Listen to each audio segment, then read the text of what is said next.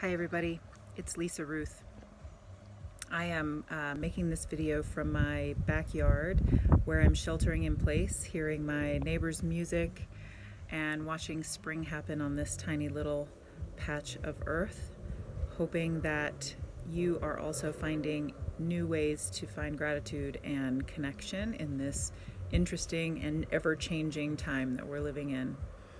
This is an important time for each of us individually, and I don't underestimate how affected each one of us are in our many worlds, in our professional worlds, in our worlds of activism, and in our worlds personally, not to mention our own interior worlds. I think that's a lot to have to manage. And I am watching many of you be inspiring in so many different ways about the ways that you're managing all of those things or some of those things. I'm also watching myself have permission to just be still and not know and be okay with that, and not do and be okay with that. I'm hoping there's some solace for each of us in some ways that we can extract from the situation. I'm actually making this video because in many ways we're also experiencing many layers of transition. We're transitioning as a school from one physical place to the next. As the whole world transitions to online, we make the next level of transition to an online school for the foreseeable future.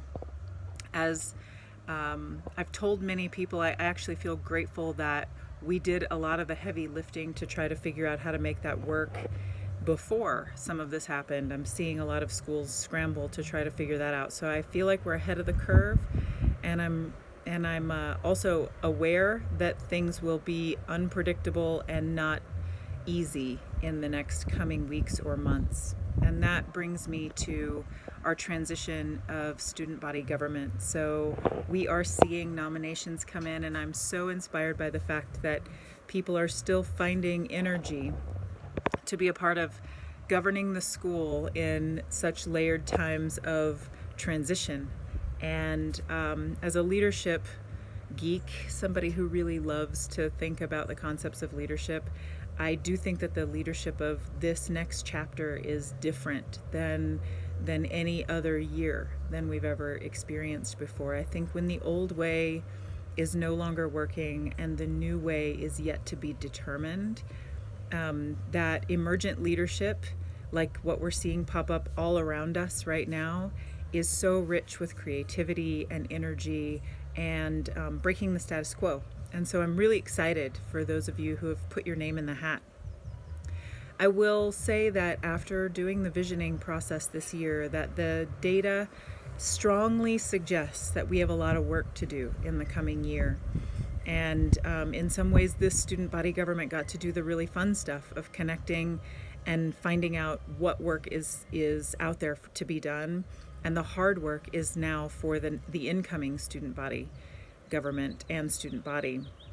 And so I feel compelled to say that I appreciate you for putting your names on those lists, and I appreciate you feeling resourced enough. Not that any of us can tell what it will feel like a week or a month or a year from now, but to put your name in the hat at this point is courageous and oh so welcomed.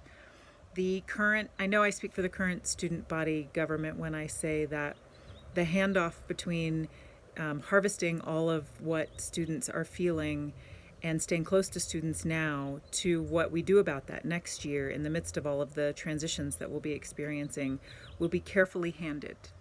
We will carefully tend to it, and we'll make sure that everything that we worked on this year is sort of nurtured throughout the next year of student body government. And so whatever we can do to support you, we are here to support you.